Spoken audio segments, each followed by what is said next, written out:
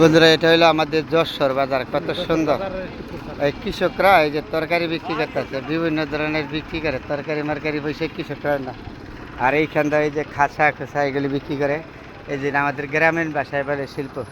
বিভিন্ন ধরনের বাজারটা খুব সুন্দর। আমি 20 বছর আগে আসছিলাম আর আজকে আসছি।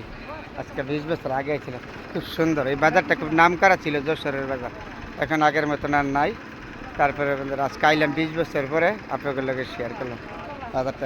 এগুলি বিক্রি করে আমাদের গ্রামীণ বাংলার মানুষ, এগুলি গ্রাম বাংলায় পছন্দ করতে বেশি। এটা হলো যশোরের বাজার, খুব সুন্দর না? আপনাদের সাথে শেয়ার করলাম বন্ধুরা। গ্রামের মানুষটা, আমরা গ্রামে আসলে এগুলি আমাদের দেখতে খুব ভালো লাগে। এই যে কৃষকরা এগুলি বাজার অন্য জমিতে যেন বিক্রি করে।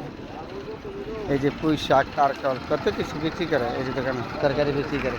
তাহলে গ্রাম বাংলার মানুষ। এই যে আরেকজনে পাঙ্কাশ মাছ নিয়ে যাচ্ছে, কীভাবে বান্ধা গ্রাম বাংলার মানুষ।